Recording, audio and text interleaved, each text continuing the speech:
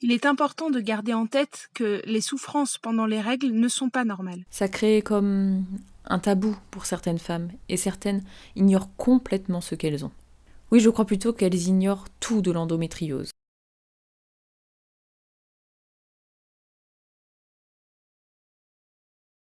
Bonjour, je m'appelle Cindy. Voici mon signe. Je me présente, mon prénom est Amandine. Je fais partie de l'association Endo-France. Pourquoi je fais partie d'Endo-France ? Parce que dans ma vie personnelle, j'ai eu affaire à cette maladie de l'endométriose et aussi parce que pendant mon premier confinement, je tournais en rond et je cogitais parce que j'avais été confrontée à l'ignorance de beaucoup de personnes sourdes sur l'endométriose lors d'une conférence qui traitait de ce sujet. J'ai senti que c'était injuste qu'on en sache si peu sur cette maladie qui rend déjà la vie si difficile. Du coup, pendant le premier confinement, j'ai voulu m'engager pour informer et sensibiliser pour que tous aient les mêmes informations que les entendants. J'ai eu mes premières règles entre 10 et 12 ans environ, comme la plupart des femmes. Au début, je n'avais pas de douleur particulière. Plus tard, j'ai commencé à avoir mal au ventre. Je n'ai pas réagi, j'ai accepté. Je suis quand même allée voir un gynécologue. Le problème est qu'il m'a dit que tout était normal. Les règles, c'est comme ça. Il y a 5 ans, j'ai commencé à remarquer des symptômes comme des douleurs dans le dos, aux ovaires. La douleur est vraiment intense. Ce n'est pas une douleur normale où on se sentirait encore capable de marcher, par exemple. J'en ai discuté avec une amie qui est aussi atteinte d'endométriose et elle a les mêmes symptômes que moi. Elle m'a conseillé d'aller voir un gynécologue spécialisé pour cette maladie. Il est important de garder en tête que les souffrances pendant les règles ne sont pas normales. Si on tombe sur un médecin qui minimise ces souffrances, il ne faut pas le croire. Si on ressent des douleurs, c'est que le corps essaie de prévenir que ça ne va pas. C'est pour ça qu'il est important de s'écouter. En général, pour la majorité des femmes, leur endométriose se déclare vers les 20-25 ans. La maladie se manifeste au moment du combat pour enfanter, pendant les rapports sexuels. L'utérus évolue au fil de l'âge. Le milieu professionnel rend aussi flagrante la présence de la maladie. Quand on est jeune, on ne s'en aperçoit pas. Mais les règles, les ovaires, les hormones évoluent.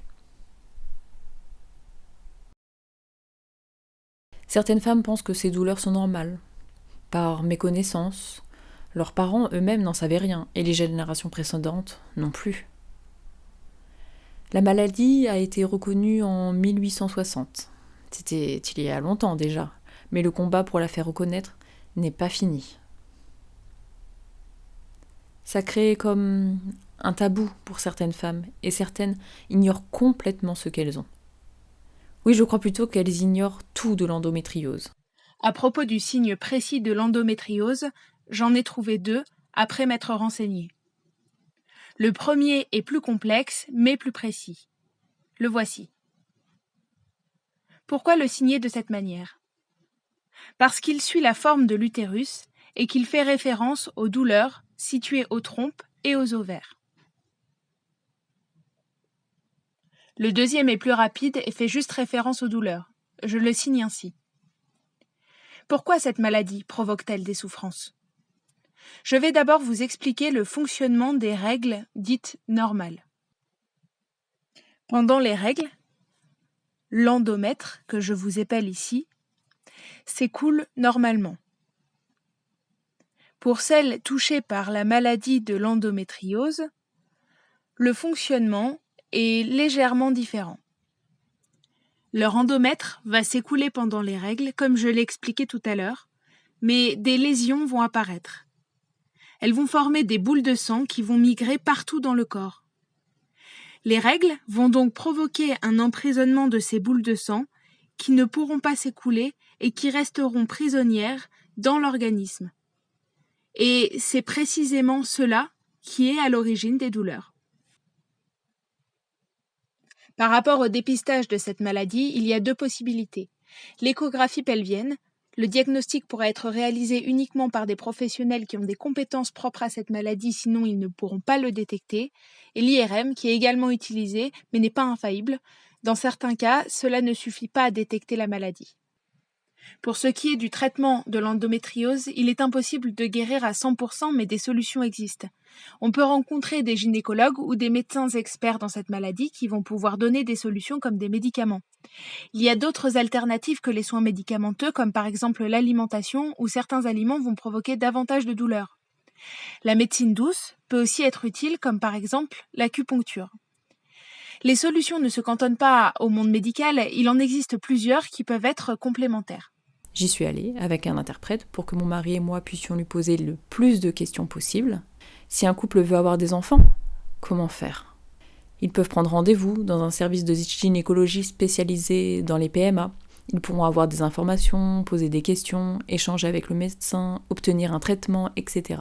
La douleur dépend de chacune. Certaines ressentent une vive douleur, d'autres plus supportables, ne les empêche pas d'aller travailler. Mais que faire quand c'est impossible ? Il faudra chaque fois aller chez le médecin pour un arrêt maladie et être absente 1 fois par mois. Certaines entreprises acceptent et comprennent la situation, leur patron est compréhensif et accepte les absences.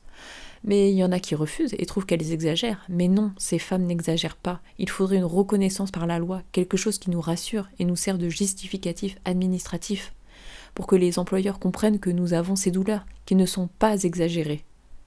Non, ce sont les douleurs normales en cas d'endométriose.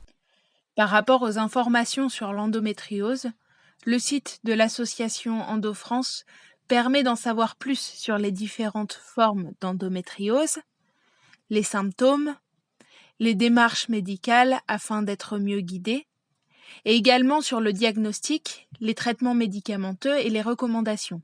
Un autre outil important est le livre blanc qui aborde le monde du travail où les personnes porteuses d'endométriose peuvent rencontrer des difficultés. Ce livre s'adresse aussi bien à ces personnes qu'à leur employeur pour leur proposer des solutions pour permettre une meilleure adaptation. Pour les personnes atteintes de l'endométriose, le mieux pour les proches est d'éviter qu'elles se sentent isolées en la soutenant et en se renseignant sur la maladie afin d'appréhender au mieux les difficultés qu'elle peut provoquer dans la vie quotidienne. Il est important que ces personnes puissent s'exprimer. Elles peuvent également contacter l'association qui peut les guider dans leur démarche médicale. Si des personnes ont besoin de me contacter pour en savoir plus sur l'endométriose ou pour avoir des noms de médecins compétents pour les suivre, elles peuvent bien sûr me contacter par mail. Pour certaines femmes, c'est difficile, psychologiquement. C'est compréhensible, nous sommes toutes différentes. La seule solution, c'est d'accepter la maladie. Ça aide à avancer.